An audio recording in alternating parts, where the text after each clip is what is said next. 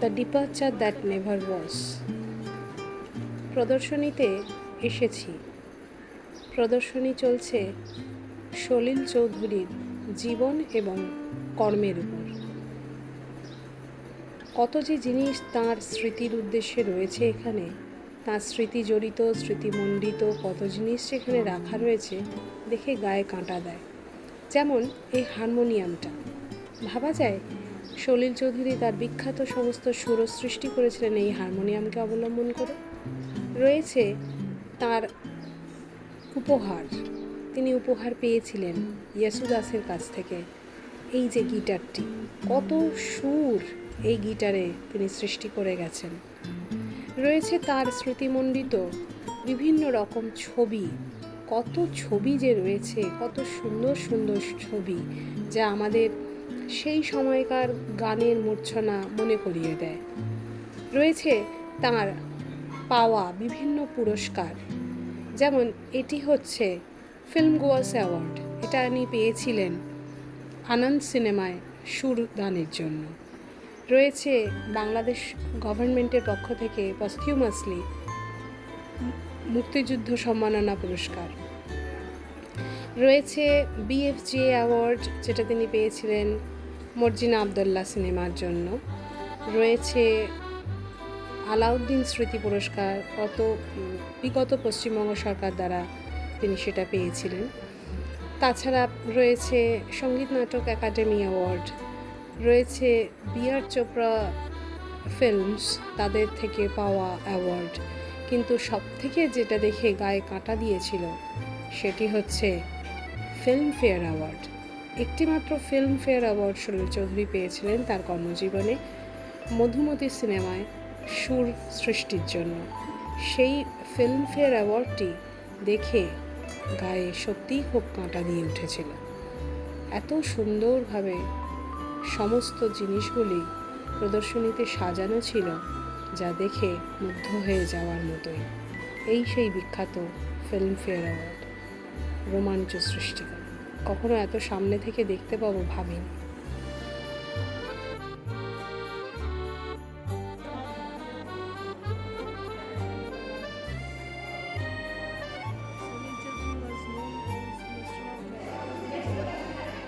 উত্তরপ্রদেশে, এটা উত্তরপ্রদেশে।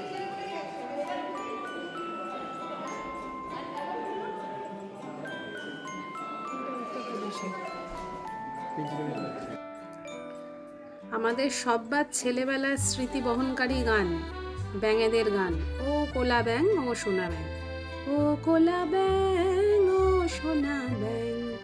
সেই গান এই অদ্ভুত দর্শন যন্ত্রটিতে রেকর্ড করা হয়েছিল। ব্যাঙেদের ডাকটা ওই যে পাশে যেটুকু দেখা যাচ্ছে ওতে রেকর্ড করা হয়েছিল। কি অদ্ভুত, তাই না? হাঁ করে আমরা সব ছবিগুলো দেখছিলাম দাঁড়িয়ে দাঁড়িয়ে। কি অদ্ভুত সমস্ত গোল্ডেন মোমেন্টস। তো আমাদেরকে দেখে এগিয়ে এলেন সলিল কন্যা অন্তরা চৌধুরী, অন্তরা দিদি। বাকি প্রদর্শনীটা আমাদের ঘুরিয়ে দেখালেন। সে এক অদ্ভুত অভিজ্ঞতা। আচ্ছা, ও কি গান ওটা না! আর এটা Madhumati original poster, original poster মধ্যে বাবা ফিল্মফেয়ার অ্যাওয়ার্ড পেয়েছে। হ্যাঁ, ওখানে অরিজিনাল সত্যি ওই ফিল্মফেয়ার অ্যাওয়ার্ডটা দেখে না গায়ে কাটা দিল। হ্যাঁ হ্যাঁ হ্যাঁ। এই যে ইয়ামাহাটা এখানে ছবিতে দেখা যাচ্ছে, এই যে ইয়ামাহাটা, আর ওপরে যে হারমোনিয়ামটা, ওই হারমোনিয়ামটা আমরা ছবি তুলেছি। আর ইয়ামাহাটা এই যে এখানে রাখা ওনার।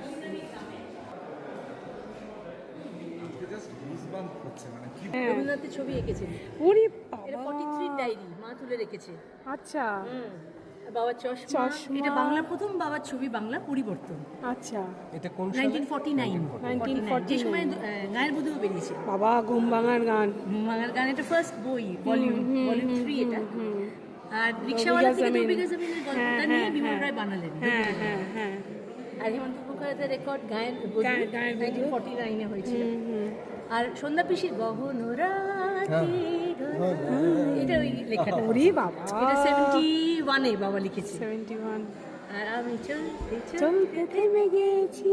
আচ্ছা, এই হাতের লেখাটা কার? এটা বাবারই। বাবা ফন্ট চেঞ্জ করতো। ওরে বাবা, আমি তাই ভাবছি যে এইটা আলাদা, এইটা আলাদা। করতো কি করে সম্ভব একজন মানুষের পক্ষে এত কিছু? একদম মানে এ তো পুরো চেঞ্জ, এ তো সম্পূর্ণ অন্য হাতের লেখা। আমি ভাবছি এটাও যদি ওনার হাতের লেখা হয় তাহলে এটাও ওনার বেসিক হাতে লেখা ছিল এই দুটো, এখানে বাবা চেঞ্জ করেছে। এটা বাজে কবি না, অরিজিনাল একদম 72 রেকর্ডিং হয়েছিল। হ্যাঁ একদম মান্না কাকা ওনার গিয়েছিল, এই দেখুন। এই পেন দুটো ওনার। এই দুটো বাবা, এই যে ছবিগুলো আছে এই পেনে, ক্রস পেন আর একটা মোবলা, একদম গায়ে কাটা দিচ্ছে। সত্যি সত্যি মানে ঈশ্বরকে সামনে থেকে দেখা আর মিস করে যাবেন। এই যে দেখুন আরেকটা আসুন, বুকের মধ্যে কিরকম করছে আমার পুরো। সত্যি গায়ে কাটা দিচ্ছে। পালকিশারে অরিজিনাল যেটা বার করেছিল রিসেন্টলি পরে, মধুমতির অরিজিনাল রেকর্ড, পেইন্টিং রানারে।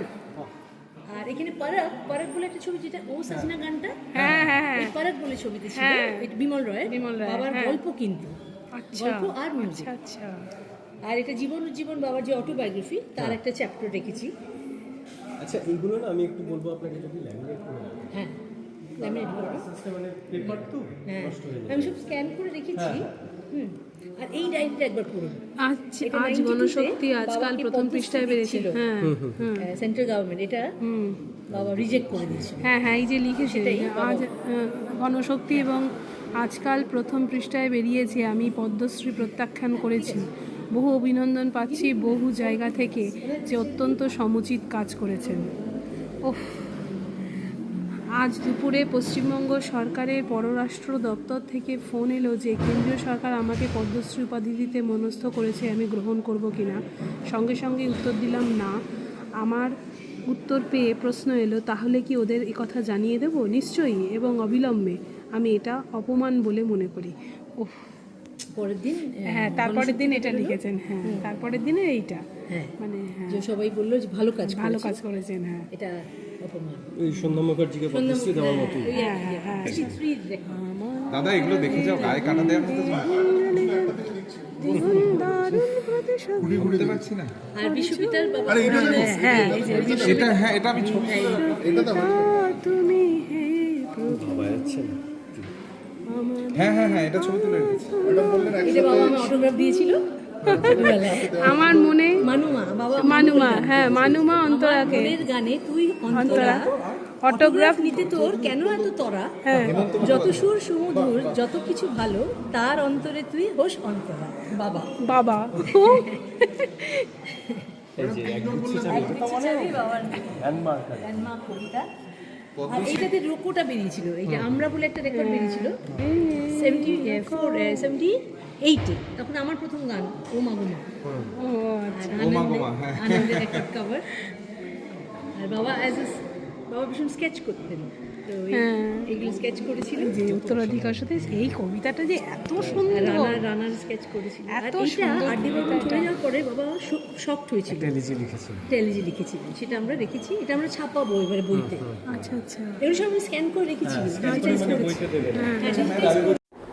বহুমুখী প্রতিভার বিভিন্ন দিকগুলি যখন একটার পর একটা চোখের সামনে উন্মোচিত হচ্ছিল, তখন নিজেদের যেন কেমন অসহায় লাগছিল। যেমন এগুলো ওনার স্কেচ, উনি নিজে স্কেচ করতেন, এগুলো ওনার স্কেচ না, উনি ভালোবাসতেন স্কেচ করতে, যেটা অন্তরা দিদি বললেন। একদম মানে এরা হচ্ছে জিনিয়াস, মানে সত্যি মানে বলতে।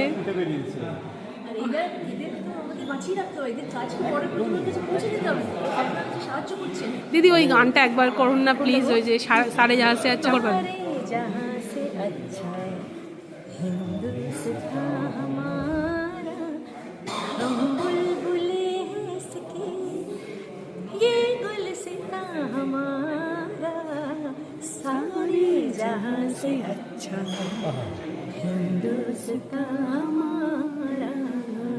আহা, আমরা সত্যি শুনিনি আজকে, সত্যি মানে সমৃদ্ধ এত হলাম। এটা ম্যান প্লেইং এ চেলো, আর এটা মনে হয় এসরাজ বা এরকম কিছু নাম বানিয়েছে। আমার খুব শখ ছিল আঁকা।